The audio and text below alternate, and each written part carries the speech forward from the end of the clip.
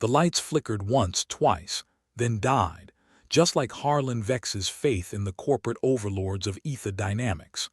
Perfect, Vex muttered, kicking the console. Another day in paradise. The miners' mess hall was a crowded dump full of clattering cheap metal and the smell of synthetic protein that made a man question his life choices. Vex glanced around at his crew, a motley collection of humanity's finest dejected souls. This is a new low, even for us. Better than another meeting with the suits, growled Jax, his broad frame hunched over a steaming cup of what passed for coffee. All they know is how to squeeze blood from a stone, or in our case, an asteroid. And they wonder why the universe hates them. Vex leaned against the table, arms crossed, a crooked grin on his face. Maybe we should apply for hazard pay for the psychological trauma. If we survive the food, that is. A chuckle rippled through the group, even as the emergency lighting bathed them in a sickly, jaundiced glow. Then the comms unit crackled to life, spitting static before the voice of their overseer Jonas broke through. Vex, get your sorry asses down to shaft 42. We've hit something. Interesting, Vex repeated, raising an eyebrow. That's corporate speak for you're about to die, but we want to make it sound exciting. Ain't it always? Jax grinned, finishing his drink in one gulp. Let's see what kind of disaster they've dug up this time. The corridors of Ether's Edge were a mess of exposed wiring and rusting bulkheads, the kind of place that gave health inspectors nightmares. As they headed towards Shaft 42, Vex spotted a familiar face in the crowd, a wiry man with a perpetual sneer. Hey Carter, heard the suits are planning to dock our pay again. Yeah, claiming increased expenses, Carter replied, not even bothering to hide his disdain. Guess their golden toilets need polishing, Vex chuckled. Always good to know where our hard work goes. They reached the entrance to the shaft, greeted by a gaping abyss that stretched into darkness. I've seen nicer welcome mats, Vex quipped, peering down the hole. What's the deal, Jonas, a lanky figure with a clipboard seemingly grafted to his hand, shrugged.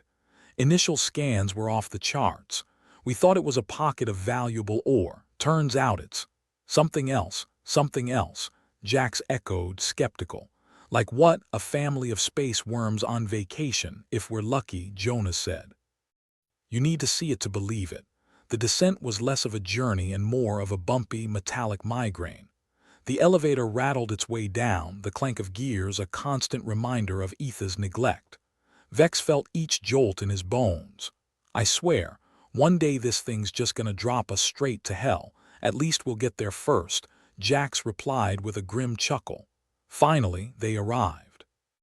The cavern at the bottom of Shaft 42 was massive, an open wound in the asteroid's crust.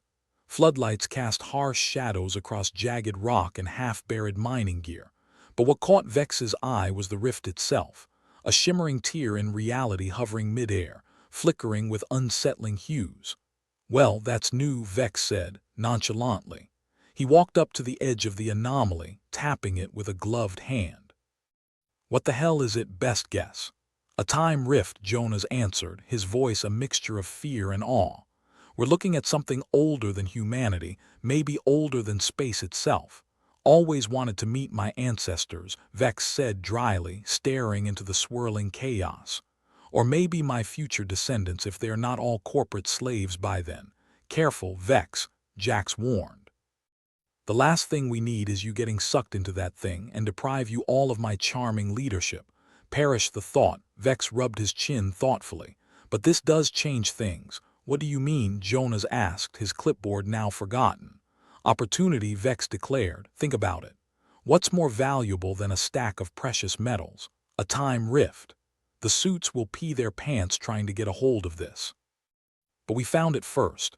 You're not seriously thinking of holding out on them, Jonas's eyes widened. Why not? Vex shrugged. They've been screwing us over for years. Maybe it's time we fight back. Get what we deserve or get fired, Jax pointed out. Or worse, Jonas added. They could shut us down, leave us stranded. But what if, Vex said, a glint in his eye, we leverage this to our advantage? We've got a bargaining chip, and if they tell us to shove it where the sun don't shine, Carter appeared behind them, arms crossed. Then we make him. Vex's grin widened. We're miners. We break rocks for a living. What's corporate bullshit compared to that? The crew fell into a contemplative silence, broken only by the faint hum of the rift. Vex could see the gears turning in their heads. It was a crazy idea, sure. But sometimes crazy was all you had. Well, Jax said finally, if we're going to do this, we'd better have a plan. One that doesn't end with us as space dust. Oh, I have a plan, Vex assured, though truthfully, he had the beginnings of one. Details were a luxury they couldn't afford right now. Then let's get to it, Carter said, a rare hint of enthusiasm in his voice. I'm tired of playing by their rules. Vex nodded, his mind already racing with possibilities. Keep this under wraps for now, he instructed. If the suits catch wind of this, we're done for. Loose lips, spaceships, Jax added with a wry grin. They turned away from the rift, leaving its mysterious glow behind. As they began the climb back to the surface, Vex couldn't shake the feeling that this was just the beginning. The universe had dealt them a strange hand, but he'd be damned if they didn't make the most of it. You realize, Jax said as they neared the top, this could all end very badly. Absolutely, Vex agreed, his voice laced with dark amusement. But it could also end very well, or in a fiery explosion, Carter interjected. That too, Vex said, laughter bubbling up despite himself. But you know what they say. Live fast, die young, and leave a charred, unrecognizable corpse. The elevator doors clanged open and they stepped out into the chaos of Etha's edge once more. All right, Vex said, facing his crew. Let's get to work. If we play this right, we might just change our stars, or get vaporized trying, Jax added, clapping Vex on the back. Wouldn't want it any other way, Vex replied, eyes gleaming with a dangerous mix of hope and defiance. And with that, they plunged back into the madness of their everyday existence, a crew of misfit miners with a secret that could reshape their fate, or destroy them all. But for now, it was a secret worth keeping, a gamble worth taking. Vex looked up at the flickering lights of the station, thinking of the rift below and the possibilities it held. Game on, he whispered to himself, a grin spreading across his face. Harlan Vex wasn't one for cosmic epiphanies, but staring into the shimmering rift that looked like a kaleidoscope got violent with a black hole, he couldn't help but feel this was one of those moments. Of course, cosmic epiphanies didn't pay the bills and usually came with a side of death, so he figured the best plan was to poke it with a stick and see what happened. This thing screams bad idea, you know, Jax observed, his face shadowed by the eerie light, looking like a concerned Neanderthal. We should have brought Nyla down. She's the one who actually knows what the hell she's doing. Nah, where's the fun in that? Vex replied, masking his own creeping doubt with bravado. Besides, we're just doing recon. Right, Carter snorted. Recon. Because that's what you call sticking your nose in things you don't understand. Vex ignored him, more interested in the rift and the odd hum that seemed to vibrate through his bones. It's just a hole in reality, he said, as if saying it out loud made it less terrifying. What's the worst that could happen? Famous last words, Carter replied, shaking his head. You ever think this is why we never get ahead? Because we keep tempting fate like a bunch of drunken gamblers. If it ain't broke, don't fix it, Vex said, flashing a grin. Now, let's get Strix. I'm not risking my ass any further without her. With a sigh, Jax activated his comm. Hey, Strix, we've got something down here that looks like it wants to eat us. Think you can come take a look? Bring your magic bag of tricks.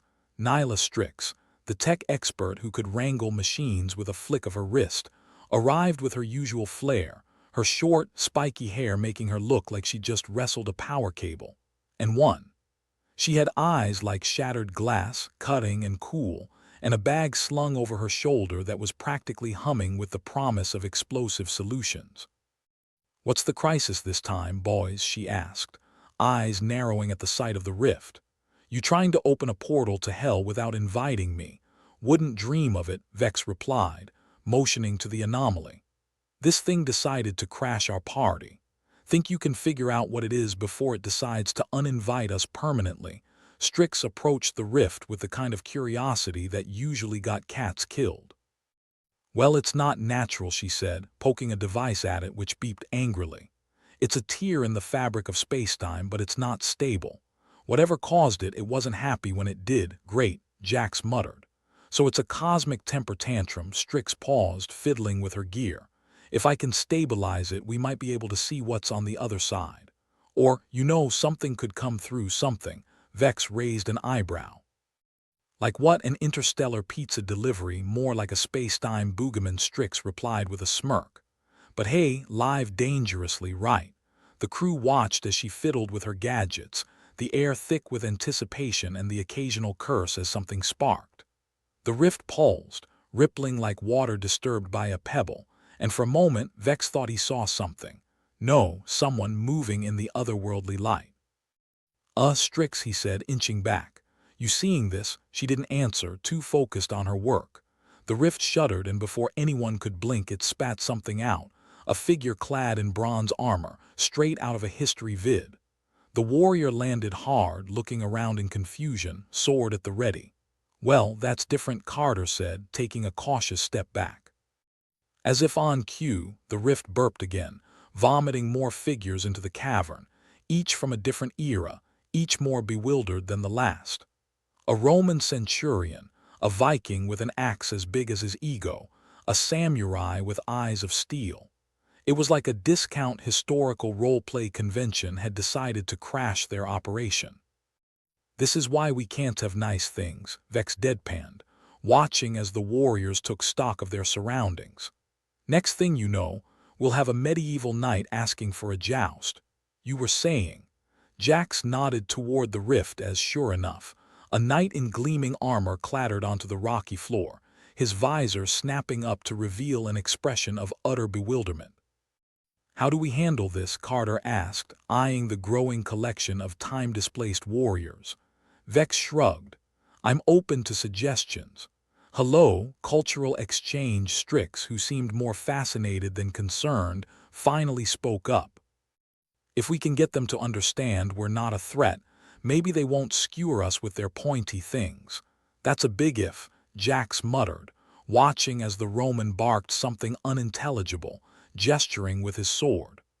"Rome wasn't built in a day," Vex said, too entertained by the absurdity to be properly scared. "Besides, they might kill us, but at least we'll have quite the story." The samurai stepped forward, and Vex met his gaze, raising his hands in what he hoped was a universal gesture of peace. "Hey there, warrior. We come in." The samurai pointed his sword at Vex, his expression unreadable. "What manner of sorcery is this? Identify yourselves, or I shall cut you down where you stand." "Right." "Sorcery," Vex muttered, trying to sound as non-threatening as possible. "We're not sorcerers, just humble miners. Wrong place, wrong time." The knight thumped his sword on the ground, the clang echoing ominously. "We demand to know where we are." "Is this sorcery of Mordred? See, this is why I hate time travel." Jax sighed, crossing his arms. "Too many questions, not enough answers." Strix stepped up, holding a device that chirped in various languages. "We need to calm them down before someone loses a limb. Or worse, one of them starts quoting Shakespeare." She pressed a button, and the device began spitting out phrases in different tongues. The warriors hesitated, their expressions shifting from anger to curiosity. The Viking, with a beard that could house small wildlife, scratched his head and grunted something that sounded suspiciously like agreement. "I think they're listening," Strix said, cautiously optimistic. "If we can just—" The rift shivered again, a fresh wave of shimmering energy spilling out, and the warriors tensed, weapons raised. "What now?" Vex groaned, glancing at Strix. "Can you shut it down?" "I'm working on it," she replied, typing furiously on her device. "But it's like trying to put toothpaste back in the tube." "Take your time," Carter said dryly. "It's not like we're in immediate danger of being skewered or anything." The Roman, seemingly the first to grasp that they weren't immediate enemies, barked a command that had the others lowering their weapons, albeit reluctantly. He advanced on Vex, eyeing him with a mixture of suspicion and grudging respect. You are leaders here, more like a babysitter, Vex replied, his sardonic smile returning. Name's Vex. And you are? I am Gaius of the 10th Legion, the Roman replied, his voice carrying the weight of authority. And this place? This is not our world, you got that right, Jax said, nodding. Welcome to the future. It's all cheap coffee and corporate exploitation.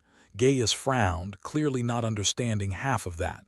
We were in battle and then you ended up here, Strix finished for him. We think this rift is some kind of time anomaly. The samurai spoke, his voice sharp and precise.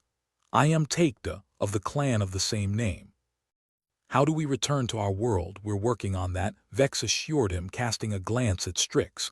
Aren't we? Strix nodded, though her expression was grim. Yeah, but this isn't exactly an exact science. More of a wing-in prayer situation. The knight, who had been silent, finally spoke. I am Sir Reginald, and I will not stand idle while sorcery traps us here. We must find a way back or die trying, Carter snorted. There's the spirit. Always keen on the dying part. Look, Vex said, raising his voice to cut through the mounting tension. None of us want to be here, but until we figure this out, we're stuck together. So how about we don't kill each other in the meantime? The Viking, who had been eyeing them with the casual interest of a bear sizing up dinner, grunted. I am Bjorn, he rumbled. I will fight alongside you, Vex, until this sorcery is ended. Good, because I'm pretty sure we're all going to need each other if this goes south, Vex said, nodding. Strix, see what you can do. The rest of us will try not to get impaled. With an unspoken agreement settling over the unlikely assembly, they turned their focus to the rift. The warriors, though out of place in time, fell into a tense but cooperative stance, forming an uneasy alliance with the miners. Never thought I'd be leading a band of misfit soldiers from throughout history, Vex mused aloud, more to himself than anyone else. How the hell do we get into these situations? Bad luck and worse decisions, Jax replied, his tone familiar and dry. But damn if it isn't interesting. Interesting, Vex repeated, shaking his head. They really do have a way with words, those corporate suits. As the rift pulsed ominously above them, the crew and their newfound allies steeled themselves for whatever came next. This wasn't what any of them had signed up for, but when you were stuck in the arse end of the universe with a rift threatening to swallow you whole, you didn't argue with fate. You fought back with everything you had. All right, Vex said, with a reckless grin. Let's see if we can get through this without rewriting history too much. Or, dying horribly. If we do, Jax added, let's at least make sure it's in a way worth talking about. With a collective breath, they faced the mysterious anomaly together, a motley crew of miners and misplaced warriors, united by misfortune and maybe, just maybe, a shared chance for survival. Harlan Vex watched the rift as if it might suddenly decide to start charging rent. Which, given the corporate love for monetizing everything, wasn't entirely off the table. The warriors stood in a semicircle, looking like someone had thrown a history book into a blender and hit chaos. Gaius of the 10th Legion looked like he was itching to declare war on the laws of physics themselves, while Taekta and Sir Reginald were busy trying to figure out if they should challenge each other to a duel or just settle for awkward stares. Bjorn, meanwhile, had taken to poking the floor with his axe, as if expecting it to spill secrets. Vex sighed, rubbing the bridge of his nose. All right, lads and lasses, here's the deal. We're all stuck in this mess together until Strix over there works her magic and gets us back to normal, or as normal as this circus can be. Magic, Reginald huffed, arms crossed over his chest like an indignant bulldog in plate armor. This is no magic I've ever seen. Yeah, well, it's the discount version, Jax chimed in, leaning against a bulkhead. No capes, no wands, just a lot of swearing and button pushing. Strix, ever the multitasker, was busy jabbing her device like it had personally insulted her. If this thing doesn't stabilize soon, we might be getting a few more unwanted guests. Unwanted, Gaius repeated, clearly not thrilled about being lumped in with the category. We are warriors, not beggars. Yeah, and I'm the Queen of Neptune, Carter shot back, rolling his eyes. Face it, Toga Boy, we're all just trying to not get swallowed by the big space headache. Before the historical reenactment could turn into a who has the biggest sword contest, Vex's comms unit crackled to life. Jonah's voice buzzed through like a mosquito with a vendetta. "Vex, what's the status down there?" "Heard there's something interesting happening." "Interesting my arse," Vex muttered, shooting Jax a knowing look. "We've got a time rift spitting out historical figures like it's on some cosmic acid trip. You sending us some backup or just moral support?" "Backup's on the way," Jonas responded, his tone as reassuring as a used car salesman's smile. "Corporate wants this anomaly contained and, if possible, harnessed for study." "Harnessed? You mean exploited, right?" Vex sighed, shaking his head. "Of course there's a profit angle. Just hold tight, Vex, help's coming." Vex clicked off the comms with a grimace. "You hear that? We've got the cavalry coming, and by cavalry I mean corporate stooges with guns and delusions of grandeur." "More soldiers?" Take-Two asked, eyeing Vex carefully. "Are they honorable? If by honorable you mean they'll try to shoot first and ask questions never, then yeah," Vex replied, a wry grin tugging at his lips. "But they'll be on our side, technically speaking." "So there's that." Strix, still fiddling with her device, finally paused to look up. "We better hope they don't make things worse. This rift's about as stable as a one-legged stool on a windy day. And yet they come," Bjorn grunted, his voice deep as a bear's growl. "We shall fight with you if needed."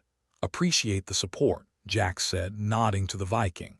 "But let's hope it doesn't come to that. I prefer my limbs attached to my body." Meanwhile, the rift continued its ominous light show, pulsing like the world's worst disco ball. Vex swore he saw shadows flitting around inside it, like ghosts stuck in a cosmic kaleidoscope. "Here's the plan," Vex announced, clapping his hands to get everyone's attention. "We keep our historical friends here from skewering each other or us, and when the suits show up, we'll try to make sure they don't do anything monumentally stupid.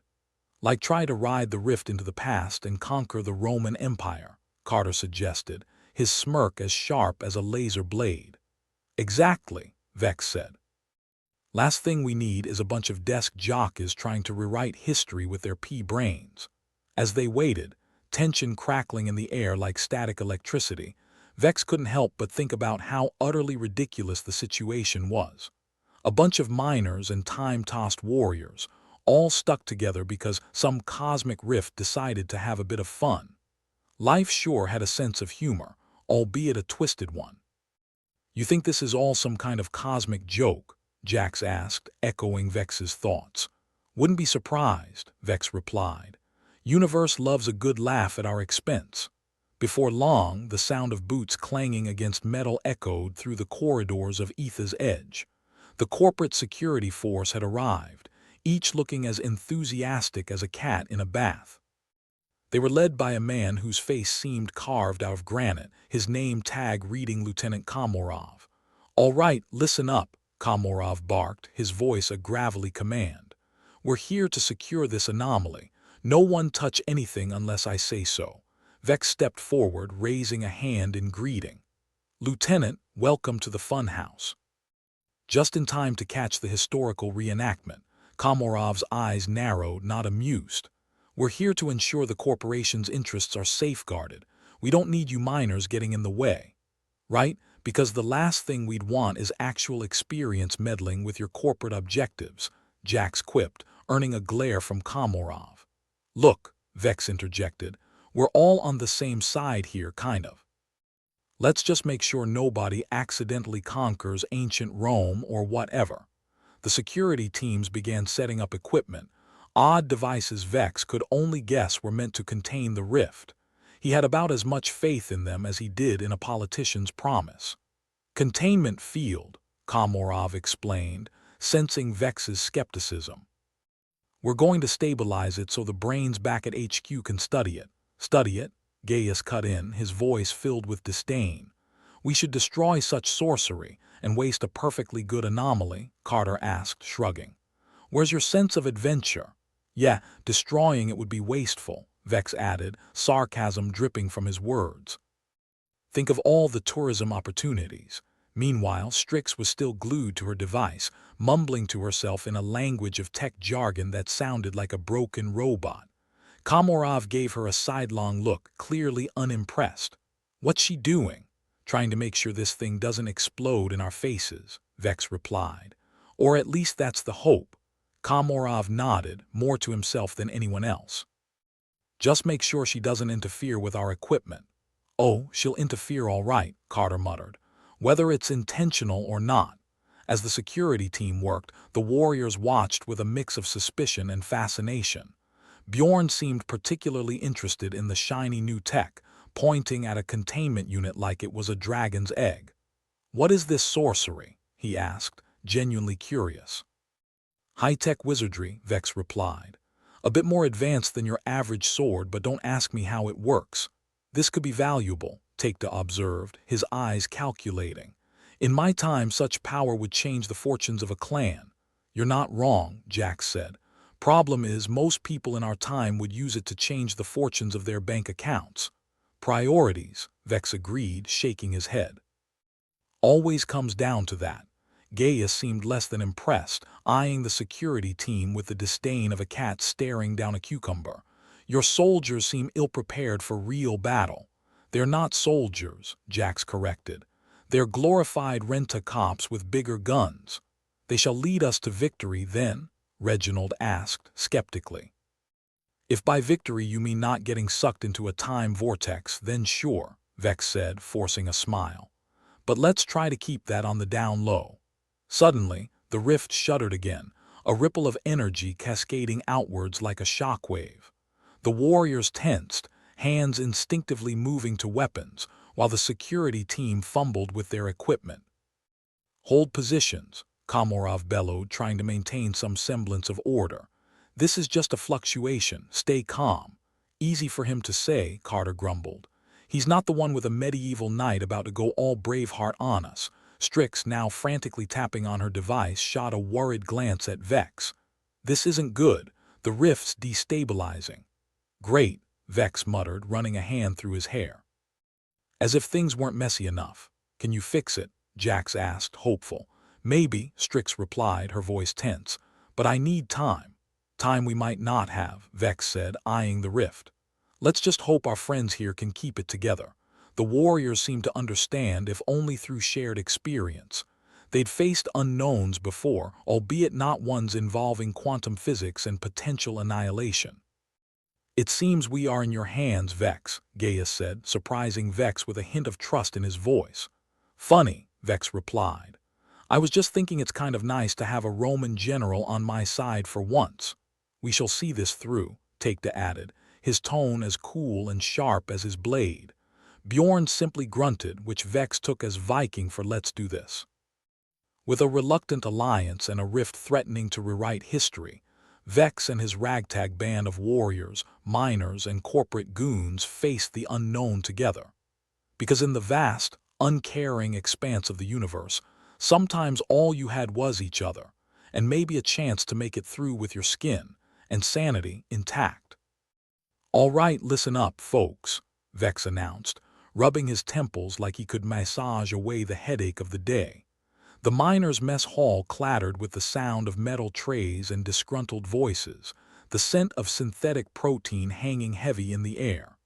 "We've got ourselves a situation. Corporate's about as gentle as a space kraken on a caffeine binge, and they're about to make this mess even messier." Jax, ever the picture of enthusiasm, leaned against a bulkhead, crossing his arms and smirking. "What's the plan, Vex? We throw a welcoming party. Maybe give them a cake that says welcome to the time warp." "Tempting," Vex replied.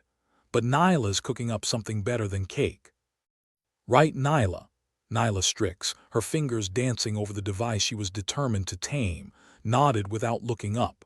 "I've got an idea," she said, her voice a cocktail of caffeine and determination.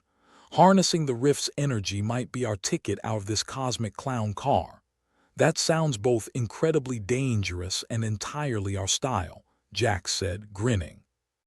"Exactly," Nyla replied, still immersed in her tech babble. "If I can sync our equipment with the rift's energy, we might stabilize it, or at least stop it from spewing out any more historical field trips. Great, Vex said, clapping his hands together. So we just need to convince the corporate stooges not to derail our not-so-mad scientist here while she saves our collective asses. Carter, who had taken to reclining on a bench like he owned the place, piped up. And if they don't listen, then we do what we do best, Vex said, his tone as dry as the Martian desert. We improvise. As if on cue, Lieutenant Komorov and his merry band of corporate suits, each with all the charm of a tax audit, strode into the hall, their presence like a cloud blocking out the sun. They were armed to the teeth and looked about as approachable as a porcupine in a petting zoo. "All right, miners," Komorov barked, his voice echoing off the metal walls. "Here's how it's going to go. You lot stay out of our way and we'll take care of this anomaly. No heroics, no interference. And what if you're taking care of it involves making things worse?" Vex asked, stepping forward with the confidence of a man who had nothing left to lose. "Then that's our problem, not yours," Komorov snapped, his jaw set like a bear trap. Vex exchanged a glance with Jax, who rolled his eyes. "Yeah, except when it becomes our problem. Like if the rift decides to swallow us whole because someone got trigger-happy." Komorov glared, the kind of look that said he was used to people jumping when he said so. But Vex wasn't in the mood for acrobatics. "Just let Strix work her magic," Vex continued, "and maybe, just maybe, we get out of this with our skins intact." "Magic?" Sir Reginald interjected, his voice dripping with skepticism. "This is beyond magic. This is madness." "Madness. This is space," Jax quipped, earning a few chuckles from the warriors who were quickly learning that gallows humor was a universal language. Komorov wasn't laughing. "Listen, we've got our marching orders, and they don't involve trusting some miner's pet techie with a multi-billion credit anomaly." "Pet techie," Nyla muttered under her breath, eyes still glued to her device. "I'll remember that when I'm saving your sorry ass." Gaius, his arms crossed, stepped closer to Vex, his presence like a stone pillar at his side. "Perhaps it is time we show these suits the might of true warriors." "Yeah," Takeda nodded, eyes glinting with the promise of conflict. "A little demonstration might change their minds. If we start brawling, we'll end up doing exactly what they want," Vex said, holding up a hand to forestall any impromptu arena matches. "We need to be smarter than that." "This is about survival, not victory," Bjorn grunted in agreement, his axe still resting on the floor like a sleeping beast. "Survival is all that matters." "Fine," Gaius relented, though his fingers twitched like they missed the weight of a sword. "We are with you, Vex." Komorov, still bristling, turned his attention to the task at hand, which for him meant barking orders and ensuring his team didn't fumble their high-tech toys. The corridor was soon buzzing with activity, a chaotic orchestra of beeping devices and shouted commands. "Do they even know what they're doing?" Carter asked, watching the suits with the bemusement of a man observing a cat attempting to swim. "Probably not," Vex admitted. "But at least they look good pretending." Meanwhile, Nyla was hunched over her device like it was the holy grail of tech, her fingers a blur of motion. "I need a few more minutes," she called out, her voice laced with urgency. "And what happens when you're ready?" Jax asked, leaning in with the curiosity of a cat who'd just found the world's most interesting string. "Then we flip the switch and pray," Nyla replied, a wry smile tugging at her lips. "Prayer's not really my thing," Vex said, "but I'll take hope over nothing." "Hope and a bit of luck," Nyla corrected. "Because if this doesn't work, we'll need a lot more than prayer." The rift pulsated ominously, a reminder that time wasn't on their side. Vex felt the weight of the moment settle on his shoulders like a lead cloak. They were standing on the edge of oblivion, with only a thin line of trust and desperation holding them together. "All right, Nyla," Vex said, taking a deep breath. "Whenever you're ready, we'll back your play." Nyla nodded, her focus unbreakable as she tuned into the symphony of codes and circuits only she could hear. The rest of them could only watch, a ragtag band of misfits hoping for a miracle in a universe that didn't deal in such things. "Here goes nothing," Nyla murmured, tapping a final command into her device. The machine hummed to life, a soft whirring that seemed to pulse in time with the rift itself. For a moment, everything held still. The warriors, the miners, the suits, all caught in the gravitational pull of the unknown. It was as if the universe paused to take a breath, waiting to see if this gamble would pay off or blow up in their faces. And then, with a shimmer and a crackle, the rift began to stabilize. The swirling chaos slowed, its edges smoothing out as if soothed by Nyla's touch. It was working, or at least it seemed to be. The mess hall held its collective breath, eyes glued to the anomaly that had become both their captor and their salvation. "Well, I'll be damned," Jack said, breaking the silence with a grin. "She did it." "Not yet," Nyla cautioned, her voice a thread pulled tight. "Keep your fingers crossed. We're not out of the woods." Vex turned to Komorov, who was watching with an expression that was half disbelief, half reluctant admiration. "See. Maybe sometimes it pays to let the miners take the wheel." Komorov grunted, which Vex took as the closest thing to agreement he was likely to get. "Just keep it stable," the lieutenant said, as if willing it into permanence. As if on cue, the rift pulsed again, a gentle wave that seemed to promise calm rather than chaos.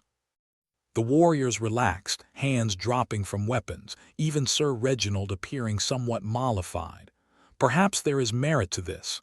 "Science," Takeda conceded, though he still looked skeptical. "Merit or madness," Carter said, "at least it's working." Vex allowed himself a rare moment of hope. Maybe, just maybe, they were going to pull this off. They'd managed to bridge the gap between past and future, warriors and miners, all in the name of not getting sucked into a cosmic blender. But of course, the universe wasn't done playing its hand. A ripple of energy surged from the rift, colliding with the containment field in a blaze of sparks. The room filled with the smell of ozone and the sound of alarms blaring to life. "Brace yourselves," Nyla shouted as the rift bucked against its bindings. Chaos erupted as the corporate team scrambled to regain control, their earlier confidence dissolving into panic. The warriors, to their credit, held their ground, their instincts for battle kicking in, even if this wasn't the kind of fight they were used to. "Looks like it's going to be one of those days," Jax muttered, drawing closer to Vex. "Wouldn't have it any other way," Vex replied, the weight of reality settling back on his shoulders. "All right, people, let's keep it together. We're not beaten yet." Gaius, standing tall amidst the chaos, nodded in agreement. "We stand with you, Vex, until the end." "Let's just make sure the end isn't right now," Vex said, raising his voice above the din. "Nyla, what's the status?" "Containment fields failing," Nyla said, her fingers flying over her device. "Trying to compensate." "Compensate faster," Carter called, his voice light despite the gravity of the moment. "I'm kind of fond of existing." The rift shuddered, the containment struggling to hold against the pressure. It was a tug-of-war between humanity's ingenuity and the universe's indifference, a battle they couldn't afford to lose. "Come on, you piece of junk," Nyla whispered, coaxing her device with the tenderness of a mother scolding a child. "Hold together." And then, just as quickly as it had flared, the energy subsided. The rift settled back into its quasi-stable state, a sleeping beast momentarily appeased. "Nice work," Vex said, exhaling a breath he didn't realize he'd been holding. "Who knew we'd end up relying on a bunch of old-timers and miners to save the day? Strange allies make for strange victories," Gaius said, his words carrying the weight of experience. "Yeah," Vex agreed, glancing around at the motley crew that had somehow managed to pull off the impossible. "Guess we're all in this together now." "Together," Jax echoed, his grin a beacon in the dim light of the mess hall. "Wouldn't have it any other way." The clang of metal echoed in the miners' mess hall, where the smell of synthetic protein was thick enough to choke a space kraken. Harlan Vex stood amidst the chaos, a reluctant leader in a universe that seemed hell-bent on scrapping every plan he'd ever had. He surveyed the ragtag band of misfits he'd somehow ended up commanding, miners, warriors, and techies, all in varying stages of disbelief at their current predicament. And somewhere in that mess, The corporation's forces were gearing up for what he could only assume was about to be the most one-sided brawl in history. "All right, listen up," Vex shouted, trying to impose some order on the rabble. "We've got a storm heading our way. The suits aren't just here for a friendly chat, they're gearing up to take us out and probably make it look like an accident. An accident involving plasma rifles and a whole lot of corporate double-speak, no doubt," Jax chimed in, still leaning against the bulkhead with his trademark smirk. "Exactly," Vex said, tossing a nod at Jax for hitting the nail on the head. "And I don't know about you, but I'm not feeling too keen on becoming a footnote in some corporate efficiency report." "You mean you don't want to end up as just another oopsie in the company's safety briefing?" Carter asked, reclining on a bench with the kind of casual indifference that made him seem borderline psychotic. "Yeah, Carter, exactly," Vex replied, ignoring the fact that he was rallying his troops from a bunch of dilapidated benches that felt like they'd give splinters if you even looked at them wrong. Gaius, standing like a mountain of muscle and iron, cracked his knuckles. "Let them come. We will show them the strength of true warriors." "Easy there, Thor," Nyla said from her corner, where she was still nursing the device like a mother hen with a particularly fragile egg. "Remember, they've got enough firepower to turn this place into a crater." "Details," Gaius grunted, his warrior bravado showing no signs of abating. As if on cue, the comms unit crackled to life, Jonas's voice cutting through the tension. Guys, we've got a company inbound, like right now." "Great," Vex muttered. "Just what I needed to round out my day. All right, everyone, positions." The miners scrambled, kicking over tables and chairs to form makeshift barricades. It wasn't much, but it was all they had. The warriors, meanwhile, positioned themselves like ancient statues, ready to unleash hell with whatever weapons had come to hand. "Funny how nothing brings people together like a mutual desire not to die," Vex commented as he crouched behind a particularly wobbly table. "Yeah, nothing like existential dread to really unite the masses," Jax agreed, taking cover beside him. The sound of boots on metal was the only warning before the corporate forces spilled into the corridor, their faces hidden behind armor that looked way too expensive for a place that didn't even have functional toilets half the time. "Stay down," Vex barked, poking his head above the barricade for a split second to gauge their numbers. It wasn't good. The suits were serious about this, and they had enough tech to make sure it wasn't going to be a fair fight. "Time to make some noise," Jax said, tossing Vex a weapon that looked like it had seen better days. Vex caught it with grim determination. If he was going down, he was going down swinging. "Let's remind these suits why you don't mess with someone who has nothing left to lose," Vex said, and with that, the miners opened fire. The corridor erupted in chaos, weapons discharging with a fury born of desperation. The warriors charged, Gaius at the forefront, his sword raised high. They swept into the fray with the kind of zeal that only comes from years of battle or sheer insanity. Taekta was right behind him, swinging a makeshift club that looked like he'd ripped it straight from the wall. Vex ducked another barrage, the sound of bullets bouncing off metal ringing in his ears. "Cover Nyla," he shouted, pointing to where the techie was hunched over her device, utterly absorbed even as the world crumbled around her. "I'm on it," Jax shouted back, moving to shield Nyla with the kind of reckless courage that often ended in either medals or memorials. "Can't let her get interrupted while she's saving our skins," Carter said, joining Jax in forming a protective shell around Nyla. The fight was brutal, the miners holding their line by sheer force of will. Vex watched as Gaius took down two suits with a swing that would make any gladiator proud, only to be forced back as another wave rushed in. The suit's technology was cutting edge, but the miners had something that couldn't be measured in credits: grit.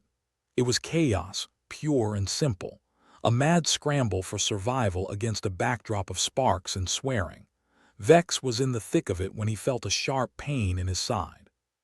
He stumbled, barely registering the blow before a pair of armored goons descended on him. "Vex!" Jax yelled, but there was no reaching him. Not without going through a wall of corporate muscle. "Get off me," Vex growled, struggling as the suits restrained him, their grip unyielding. "You're coming with us," one of them said in a voice as cold as space itself. "Yeah, I figured as much," Vex spat back, defiant even as he was dragged away. "Tell your boss I'll be billing him for this little inconvenience." They shuffled him down the corridor, the sounds of battle fading behind them. The last thing he saw before they rounded the corner was Nyla, her fingers still flying over her device, determination etched on her face. Back in the mess hall, the fight raged on. "We can't let them take Vex," Jax yelled, ducking behind a table as a volley of shots peppered the room. "We've got our hands full here," Carter replied, firing wildly through the makeshift barricade. "Then let's make this quick," Gaius said, his voice like thunder as he cut through another suit. The warriors were a force of nature, their resolve unshakable even as they were slowly pushed back. Nyla, eyes fixed on her device, muttered a string of curses that would have made a sailor blush. Her fingers danced over the controls, tapping into reserves of nerve and determination she hadn't known she possessed. "Almost there," she whispered, willing the machine to bend to her will. The rift pulsed and she could feel the energy build, a tangible force that could either be their salvation or their end. "Whatever you're doing, do it faster," Jax called out, his attention split between returning fire and watching Nyla's progress. "Working on it," Nyla snapped, refusing to be distracted. She knew what was at stake and failure wasn't an option. Outside, the rift shimmered, its chaotic dance a stark contrast to the ordered advance of the corporate forces. The miners fought back with everything they had, but the suits were relentless, driven by orders and objectives that didn't consider the human cost. In a moment of clarity, Nyla saw it, the solution, the final piece of the puzzle that would stabilize the rift. She took a deep breath, her hand hovering over the final command. "Please work," she whispered, pressing the button with all the hope she could muster. The device hummed, the rift responding with a ripple that washed over the room. For a brief moment, the chaos stilled, a lull in the storm as the rift's energy was harnessed and redirected. "Now," Nyla shouted, and the miners rallied, using the momentary distraction to push back with renewed vigor. The warriors surged forward, their battle cries echoing off the metal walls. The suits hesitated, their advance faltering in the face of the unexpected resistance. "Push them back," Jax yelled, leading the charge with a reckless grin that spoke volumes about his love for impossible odds. The tide was turning, the combined might of the miners and warriors forcing the corporate forces to fall back. It was a victory won through grit and determination, a testament to the human spirit's ability to endure even when the universe seemed determined to crush it. But it wasn't over, not by a long shot. "We need to get Vex back," Jax said, panting as he leaned against the barricade. "Before they regroup," agreed, Gaius said, wiping blood from his blade. "We owe him that much. And more," Nyla added, her voice steady despite the adrenaline still coursing through her veins. "He's the one who brought us together. We can't leave him to the suits." "So what's the plan?" Carter asked, his usual nonchalance replaced by determination. "We go after him," Jax said, his grin back in full force. "And we show those suits why you don't mess with miners." It was a plan born of desperation and loyalty, but it was all they had. And as the ragtag group prepared to launch their counterattack, they knew one thing for certain. They wouldn't stop until Vex was free and the rift was secured. They'd come too far to give up now. In the quiet after the battle, with the rift pulsing softly in the background, the miners and warriors banded together, ready to face whatever challenges lay ahead. They were united by necessity and forged in the fires of battle, a force to be reckoned with in a universe that often underestimated the little guy. "Together," Jax said, echoing his earlier words as they readied themselves for the fight of their lives. "Let's finish this." The mess hall smelled like desperation, with a hint of burnt protein and the underlying metallic tang of fear. Nyla squatted near her device, which hummed ominously like it was tuning into a bad mood. She tapped a few more buttons with the fervor of someone who both knew what they were doing and had no clue simultaneously. "Why's that thing sound like my ex's car engine?" Jax shouted over the din, leaning against a barricade like he belonged in a low-budget action holo. He had that trademark smirk plastered on his face, the kind that dared the universe to try just a bit harder to kill him. Nyla glanced up, her expression a cocktail of annoyance and focus. "If it explodes, it'll run about as well too." "Fantastic," Jax replied, tossing a spent power cell aside. "I love a good explosion. Really wakes me up in the morning. Can we focus?" Carter interjected, the kind of tone that implied he found Jax's humor about as welcome as a hangnail. He reclined with false indifference on a bench that seemed like it might give out any minute, much like their odds if help didn't come soon. Nyla gritted her teeth, the weight of their predicament pressing down like a neutron star. "I've got a solution," she declared, her voice barely audible over the clamor of the mess hall. "But it's going to cost us." Gaius, who was busy wiping corporate blood off his sword with the kind of satisfaction reserved for a job well done, looked up. "And what'll that be?" "Remember your time machine fantasy," Nyla said, sparing him a glance. "Well, here it is, sort of. I can stabilize the rift and maybe, just maybe, send you lot back to your own time." Gaius's face was a mask of stone, save for the slight twitch of his left eye. "What's the catch?" "Oh, just the small matter of needing a power source that could light up a planet," Nyla replied, as if discussing the weather. "Which conveniently this rift provides. But it means some of us might not make it back." "Great, so you're saying it's a one-way ticket to a death trap?" Carter asked, his sarcasm as thick as the smoke starting to rise from their makeshift barricades. "It's either that or we all end up as corporate property," Nyla shot back. "Personally, I'd rather risk a little time travel, or death," Bjorn added, helpfully poking the floor with his axe like he was considering asking it for advice. Jax grinned, even wider if that were possible. "You know me, always up for a gamble." Sir Reginald, who until now had been polishing his armor in the corner, looked up, indignation etched into his every feature. "I'm not sure I believe in magic," he scoffed. "Or time travel. Good thing this isn't magic then," Nyla retorted. "More like highly advanced science with a side of hold onto your butts." A moment of tense silence was shattered by the crackle of the comms unit. Jonas's voice, a lifeline of static and stress. "Got some news.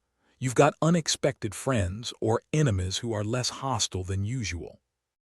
"Your call, Jonas," Vex's voice crackled over the airwaves, "unexpected but welcome. Turns out not every suit is as soulless as we thought. Some of them don't particularly like the idea of becoming collateral damage." The room collectively exhaled, a strange mix of relief and skepticism. "Well, how about that?" Jax said, his tone dripping with incredulity. "Some corporate drones with a conscience. Must have grown one around the same time they sprouted a spine," Carter quipped, loading his weapon with the exhausted determination of someone who's survived more by luck than skill. "So, what's the play?" Gaius asked, his voice carrying the authority of someone who's led charges into hopeless battles and somehow lived to tell the tale. "Simple," Vex's voice continued. "They're going to create a diversion, give us a shot at hitting them where it hurts." "Lovely," Jax said, shifting slightly. "And if they don't," Vex's voice crackled again, filled with a kind of grim humor appropriate for someone facing death with a snarky grin, "then we do what we've always done. We fight like hell." "Sounds like a plan," Nyla said, fingers dancing over the device. "Just try not to get shot until I'm done here." The mess hall erupted in a renewed flurry of activity, the miners and warriors alike preparing for a final stand. The air was thick with tension and anticipation, a heady mix that promised either salvation or annihilation. Gaius, sword in hand, moved to stand beside Nyla. "What can we do?" "Just don't die," Nyla replied, not looking up. "It'd be a real shame after all this effort." "Death is but a door," Gaius muttered, his voice almost lost in the noise. "Better hope it's a revolving one," Jax shouted, sharing a quick nod with Carter as they prepared to defend their makeshift fortress once more. The minutes ticked by, each one an eternity as they waited. The comms unit crackled, Jonas's voice a lifeline. They're making their move. Get ready, showtime, Vex's voice echoed through the hall, and with it came a renewed surge of resolve. The suits moved in like a tide, black and unyielding, but this time they met resistance. The miners and warriors fought back with renewed fury, the unexpected aid from within the corporate ranks throwing their attackers into chaos. Never thought I'd be glad to see a suit, Carter admitted, firing off another shot. Don't get used to it, Jax replied, ducking as a volley of bullets whizzed overhead. They might just be trying to kill us slower. Real optimist, aren't you? Nyla said, sparing him a glance as she continued to work. Someone's gotta keep expectations in check, Jax grinned, taking aim at a corporate goon who'd gotten a bit too close for comfort. It was a battle unlike any they'd faced before, a frantic dance of survival against a backdrop of sparks and swearing. Nyla's fingers flew across the controls, her mind racing to keep up with the relentless pace of the fight. Then, almost imperceptibly, everything changed. The rift pulsed, a shimmering beacon that promised both hope and destruction. Nyla glanced up, her eyes meeting those of her comrades, each face etched with determination and grit. Now or never, she whispered, her voice barely audible above the din.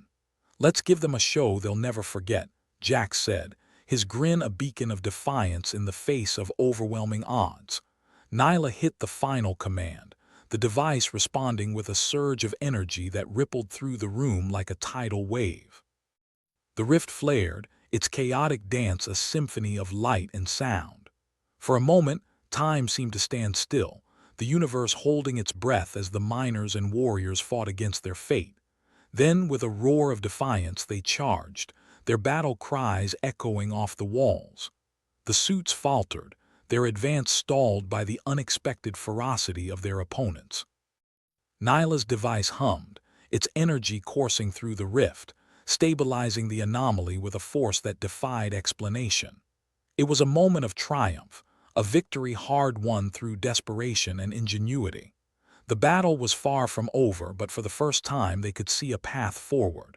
We did it, Nyla breathed, her voice filled with disbelief and relief. Yeah, we did, Jax replied, his smirk a testament to their shared victory. Now let's go get Vex. The miners and warriors rallied, their spirits buoyed by the unexpected turn of events. They had fought against impossible odds and come out on top, their unity and determination a force to be reckoned with. But as they prepared to press their advantage, they knew one thing for certain: the fight wasn't over. The universe had a way of throwing curveballs, and they'd need every ounce of their newfound momentum to ensure Vex's safe return and the rift's final stabilization. Together, they set out, ready to face whatever challenges lay ahead. The mess hall echoed with the sounds of their determination, a ragtag group united by necessity and fortified by hope. And as they moved forward, their path lit by the pulsing light of the rift, they knew one thing above all else: they would not rest until they had secured their future and defied the odds once more. The air in the miners' mess hall was thick with the metallic tang of fear and the less than pleasant aroma of sweating bodies. Everything was balanced on a knife edge, just the way Harlan Vex liked it. Well, liked might not be the right word, but he was used to it. He clenched his jaw as the sound of the corporate forces clanging through the corridors of Etha's Edge filled his ears like a particularly nasty migraine. "All right, people," he shouted over the din, his voice like gravel on a tin roof. "Time to show these suits why you don't poke a badger with a short stick. Or mess with miners who haven't had a proper meal in weeks," Jax added, bouncing on the balls of his feet with a grin that said he was looking forward to the chaos. He had a knack for finding the humor in situations that would make most people curl up in a ball and weep for their mothers.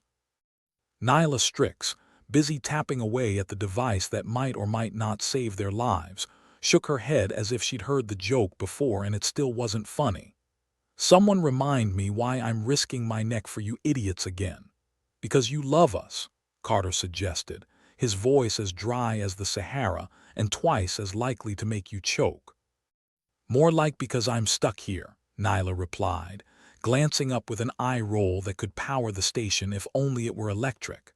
But sure, loving you is a close second. Vex surveyed his ragtag group of miners, warriors, and techies. A motley crew if ever there was one, but he'd be damned if they weren't his motley crew. Ready to become legends or at least not die in the most embarrassing way possible, Bjorn, still poking the floor with his axe as if it might divulge some ancient secret, grunted. Been ready since breakfast. Which was how long ago? Gaius asked, hefting his sword with a look that suggested corporate heads were at the top of his to-do list. Feels like a lifetime, Jax quipped. Or at least long enough for me to regret that protein sludge they keep calling food. The comms unit crackled to life again, Jonas's voice cutting through the tension like a rusty blade. We're in position. The suits are getting closer. Whatever you're going to do, do it fast. Thanks for the pep talk, Vex replied, his tone bordering on sardonic. I'll remember it if I survive. As the corporate forces drew nearer, Vex's attention turned back to Nyla. Tell me you've got something, Nyla. I'd rather not rely on Bjorn's axe to solve all our problems. Almost there, she muttered, fingers dancing over the controls with the confidence of someone who'd learned to juggle grenades out of necessity. I just need a little more time. Time, she says, Sir Reginald grumbled from where he stood, plate armor gleaming despite the grime. As if we've any of that to spare. Yeah, well, Jax said, darting past to take a defensive position. You can go back to your medieval cosplay as soon as we're done here. Gaius snorted. Cosplay? Is that what you call your ridiculous tights and cardboard sword? Hey, this is genuine steel, Sir Reginald protested, his indignation almost as shiny as his armor. Enough, Vex barked, cutting through the banter with the authority of someone who absolutely did not have time for it. Suits incoming. Nyla, if you've got any last-minute miracles, now's the time. The device in front of Nyla emitted a low hum, a sound that was both ominous and reassuring in equal measure. She looked up, meeting Vex's gaze with a steely resolve. I think I've got it, but it's going to get hairy. Harry's my middle name, Jax said, cocking his plasma rifle with a flourish. I thought your middle name was Pain in the Ass, Carter remarked, deadpan as ever. That's his last name, Vex interjected. Now prepare yourselves, this could get messy. The suits were closer now, their footsteps a rhythmic drumbeat that echoed through the corridors like the March of Doom. But Vex wasn't about to let them have the satisfaction of an easy victory. Not today. Jonas, Vex said into the comms, give me a status report. Rift's stable for now, Jonas replied, his voice crackling through the speaker. But we've got company, expect heavy resistance. Wouldn't have it any other way, Vex muttered, turning back to his team. All right, people, you know the drill. No dying unless you absolutely have to. Always a motivational speaker, aren't you? Nyla smirked, fingers flying over the controls like a concert pianist on speed. Only when absolutely necessary, Vex shot back, hefting his weapon with a grim smile. All right, let's show these bastards what happens when you try to screw with miners. And then the suits were upon them. A wave of corporate drones that swept into the mess hall with all the subtlety of a bull in a china shop. But the miners and their allies were ready, their makeshift defenses turning the corporate assault into a chaotic melee of shouts, weapons fire, and the unmistakable sound of axes meeting armor. Bjorn let out a war cry that probably translated to something like hooray for violence. As he charged into the fray, his axe swinging with an enthusiasm that would have been infectious if it weren't so terrifying. Meanwhile, Jax darted through the melee with the agility of a man who'd been dodging trouble his whole life, his rifle barking out bursts of plasma that sent corporate goons diving for cover. Nice shot, Carter called, taking his own aim from a perch behind a particularly sturdy piece of overturned furniture. Thanks, Jax replied, grinning like a man who just found out his worst enemy had a phobia of bullets. Think they're starting to regret those expense reports they filed. In the midst of the chaos, Sir Reginald held his ground, his sword flashing like polished silver as he deflected blow after blow. "Back, fiends!" he shouted, his voice carrying over the din with the authority of someone who was absolutely convinced of their own importance. "You shall not pass. Think you're confusing your genres there, Reggie," Gaius shouted, his own blade finding its mark with grim efficiency. "This isn't some fantasy epic." "Feels like it," Reginald retorted, his armor clanking as he swung his sword. "Now if only I had a dragon." "You might if Nyla doesn't get that device working," Vex pointed out, ducking a shot that would have taken his head off if he hadn't moved. "No pressure," Nyla muttered, her focus entirely on the swirling energy of the rift. She adjusted dials and punched keys with the determination of someone who was about 3 seconds away from losing her temper. In that moment, everything seemed to slow, the chaos of the battle fading into the background as the rift pulsed with an eerie, otherworldly glow. Nyla held her breath, fingers hovering over the final command. "This is it," she whispered, a soft promise to the universe that might just be listening. "Here goes nothing." And with a final decisive press, the device roared to life, sending a surge of energy rippling through the room. The rift responded, its chaotic dance stabilizing into something almost serene in its intensity. For a heartbeat, the entire mess hall was bathed in a blinding light, the kind that seemed to reach right into your soul and whisper promises of things you couldn't quite understand. Then the light faded, leaving behind a stunned silence broken only by the ragged breathing of those who'd survived. "It worked," Nyla breathed, her voice a mixture of disbelief and exhaustion. "We did it. Don't sound so surprised," Jax grinned, clapping her on the shoulder with a camaraderie born of shared near-death experiences. "I told you we'd make it." Yeah, you're a genius," Nyla replied, brushing off his hand with a smirk. "Now let's see if we can finish what we started." Vex took a moment to absorb the victory. "All right, folks. Let's clean up this mess and get the hell out of here before they regroup. We've got a Vex to find and a future to secure." As the group rallied, preparing to press their advantage, they were united by a common purpose.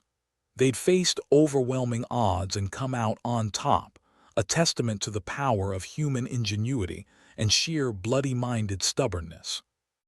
But as they regrouped and made their way towards the control center, Vex knew the fight wasn't over.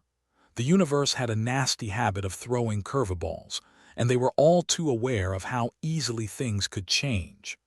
"You know," Carter said as they moved, his voice low enough to be heard but not carry, "I think I might even miss this place.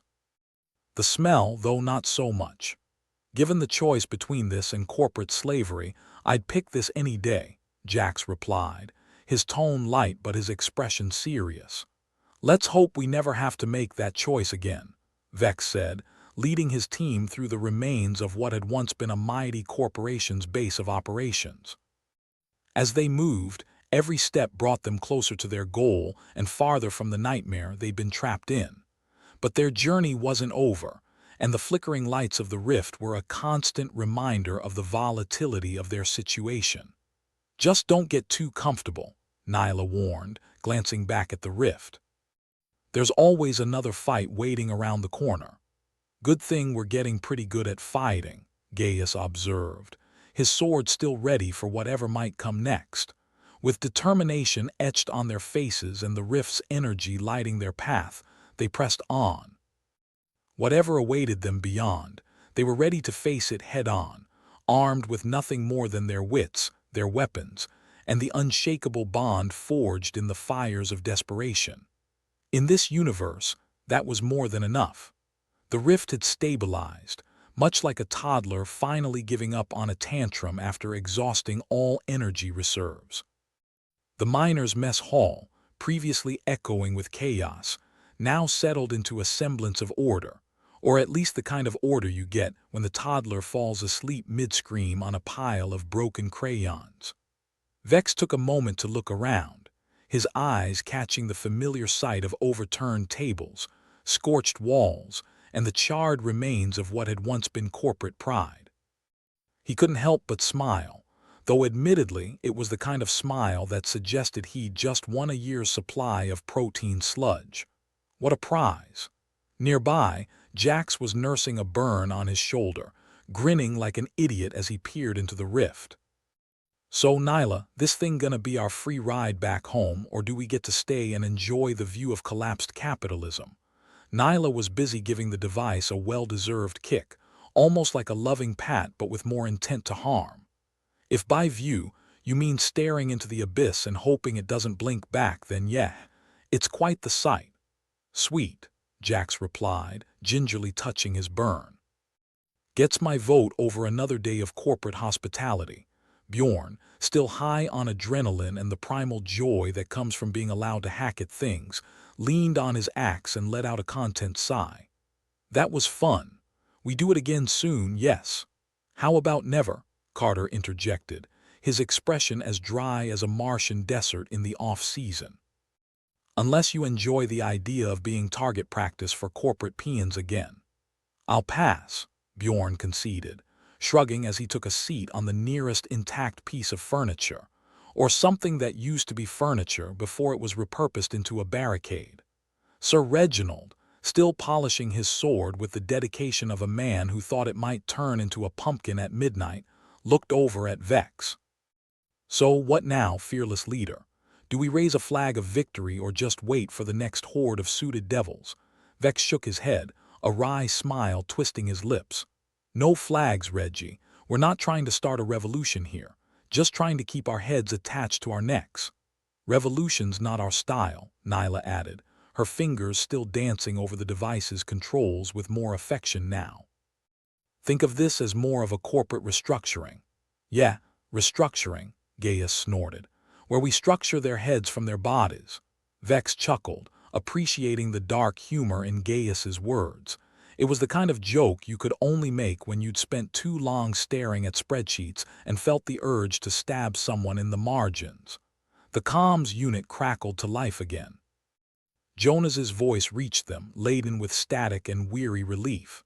"You guys still alive over there, or did the suits finally decide to play nice?" "Alive and kicking," Vex replied. "Though we might need some new furniture. Place looks like a bomb went off."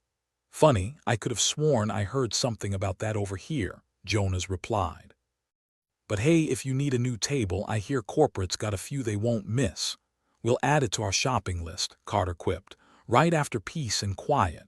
They all shared a moment of collective, grim amusement, the kind you only find in post-battle camaraderie. It was a fragile sort of peace, but they'd take it. "Look," Vex started, addressing the group. "We made it out in one piece, more or less. But we've got work to do. This rift needs monitoring, and we need to figure out how to keep the suits from slithering back." "Easy," Jax said, tossing his burnt jacket onto the floor. "We just close the door and tell them to bugger off." "Sure," Nyla replied, rolling her eyes, "because they'll totally respect a keep out sign nailed to the door." "Hey, it's worth a shot," Jax grinned, unrepentantly optimistic after having successfully survived another brush with death. Vex sighed, rubbing his temples. "All right, we need to secure this place, make sure the suits can't just waltz in here again. And we need food, actual edible food." "You mean you're not in love with the flavor of week-old protein slop?" Carter asked, his tone as dry as ever. "Nah, I'm on a diet," Vex shot back. "Thought I'd try chewing on shoe leather for a change of pace." Sir Reginald sheathed his sword with a flourish that seemed unnecessarily dramatic even for him. "Then let's get to it, gents. I believe we've a future to save and a tale to tell." "A tale, huh?" Bjorn beamed. "I like tales, especially if there's ale involved." "It's not a fairy tale, Bjorn," Nyla replied, her attention back on the device. "More of a cautionary tale against corporate greed and dangerous science experiments." "And the moral of that story?" Gaius asked, resheathing his weapon with a weary grace. "Don't piss off the miners," Vex said, a grin creeping across his face. "Especially not ones armed with swords and axes." As they settled into the rhythm of rebuilding, the miners and their ragtag allies found themselves bound by a shared purpose. The mess hall, still echoing with the aftermath of battle, became a hub of new beginnings. The corporate forces had taken a hit, not just physically but financially and morally. And it was a hit that echoed through the ranks of miners in every corner of the galaxy. Word spread faster than a corporate memo about a safety violation. The miners, those who had once been little more than numbers on a profit sheet, were suddenly people of legend, a story of defiance that inspired others to question their own shackles. The mess hall itself took on a new identity. No longer just a place to scarf down synthetic meals, it became a gathering spot, a place where laughter and plans for the future intermingled with the scent of something that wasn't quite edible but close enough. The rift, now a stabilized curiosity, held a new power. It was a reminder of the chaos that had almost consumed them, but also a beacon, or perhaps a dim flashlight, of hope. The miners had harnessed its energy, not for corporate profit, but for survival and unity. In the days that followed, the group worked tirelessly to build a community out of the chaos. They turned bunk beds into communal tables, transformed storage closets into makeshift dormitories, and found ways to make the most of what little they had. It wasn't perfect, but it was theirs, a ragtag symphony of survival in the black void of space. "Feels like home," Jax mused one evening, staring out at the rift, now a fixture in their lives. In a weird, potentially deadly kind of way. Nyla nodded, a rare moment of contentment softening her usual skepticism.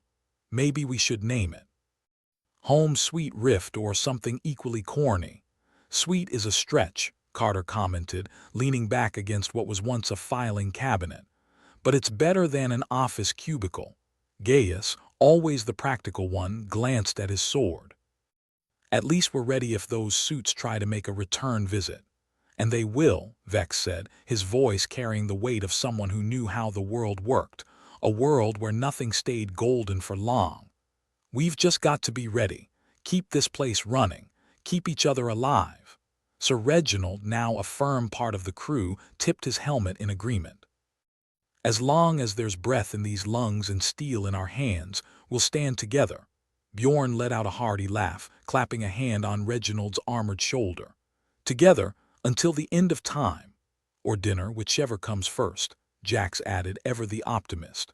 The group shared a laugh, the sound echoing through the mess hall, filling the space with a warmth that the cold metal walls couldn't quite contain. They were battered, bruised, and exhausted, but they were also more than they'd ever been before. Survivors, fighters, a family forged in the fires of adversity. As the days turned into weeks and the story of Etha's Edge grew into legend, the miners and their allies found a rhythm. The rift, once a symbol of chaos, became a symbol of resilience. The mess hall, filled with laughter and plans for the future, became a testament to human ingenuity and the unyielding spirit of those who dared to fight back. Vex stood at the edge of the mess hall one evening, looking out at the rift with a mixture of pride and caution. He knew better than to trust in peace as anything more than a temporary reprieve. But for now, they had something worth holding onto. "You know," Nyla said, joining him and offering a rare smile, "I think we might just make it." "Yeah," Vex replied, allowing himself a moment of hope. "I think we might." And as the stars blinked into existence outside the mess hall one by one, they stood together, ready to face whatever came next. In the vastness of space, against the backdrop of a universe that rarely cared, they'd carved out a corner of existence where they mattered. And that, Vex thought, was worth fighting for.